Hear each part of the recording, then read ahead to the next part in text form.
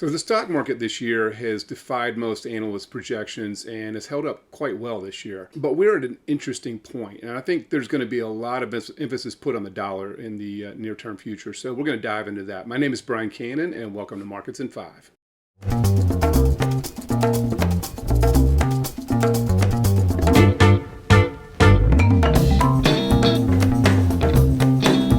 All right, before we jump into the dollar, let's get a quick update on the market.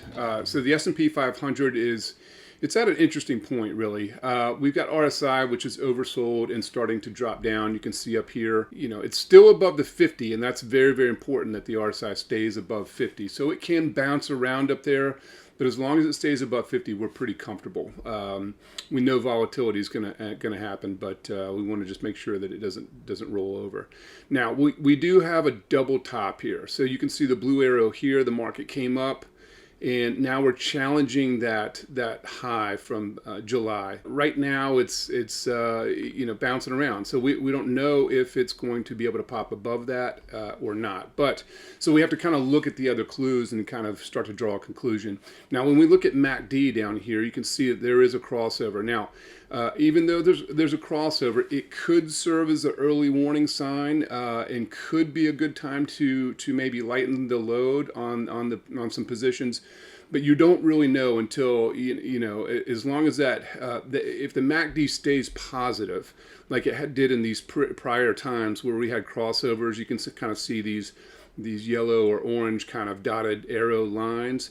It just really means that the market kind of consolidated these gains, and so when it crosses over down and stays positive, the MACD, then it's just a consolidation, and it's either going to resolve itself to the upside and break out like it did here, or it's going to resolve itself to the downside and break down like in this situation. And so, time will tell, but we have to kind of keep our eye on both the RSI as well as the MACD to help us determine that. Now, as of right now, price is above the moving averages, so that is a good sign.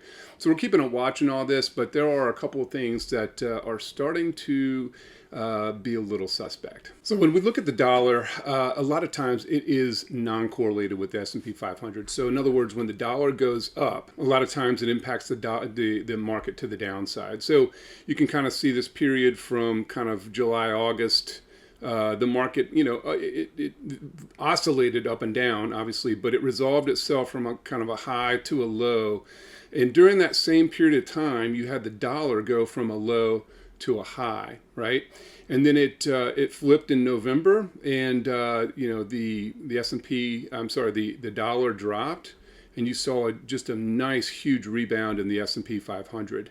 And so here we are again. It's early, and so we're just kind of looking at this and determining, is this going to turn? In other words, we want to watch this very closely. If we see this S&P break down and we see this dollar continuing to rise, then it's probably a good time to go ahead, take some profits, and just be ready to put it back to work at lower levels. Now, I don't want to beat a dead horse, but I do feel it's important to just kind of keep reminding you about the unemployment rate and how important it is. So, like the dollar, the unemployment rate also is inversely correlated to the S&P 500 oftentimes. And usually when we have a rise or sharp rise in unemployment, usually correlates with a pretty good drop in the market. And right now, again, it's low, but you are starting to see it tick up. So the more that we see kind of layoffs here and layoffs there, and we're starting to see a little bit more news around that, that again is another clue, another warning sign. So we just want to watch the unemployment rate very, very closely. Speaking of unemployment, I think it's important to also look at the industry-specific unemployment. And one of the most important, I think, is the trucking and transportation industry. So the United States is a consumer-based economy. We rely on folks buying stuff. And if we have starting to see a reduction in the labor force in the trucking industry, that could be kind of a canary in the coal mine. That could be an early warning sign as well. So again, as you can see, we really want to start looking across various macroeconomic information to determine what we're seeing and really just kind of start putting pieces of the puzzle together. But again, I'm not blowing a sign of a recession.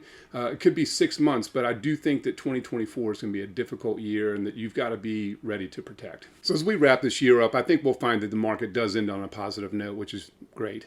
But I think there are a lot of clues that are starting to develop that could give the market a pause. And so we just want to kind of keep our eye on that, especially the dollar, the unemployment rate, and just make sure that those stay in check. If not, we'll need to make some decisions in order to protect moving forward. But, if you have any questions, give me a shout, and I'll look forward to seeing you on the next Markets in 5.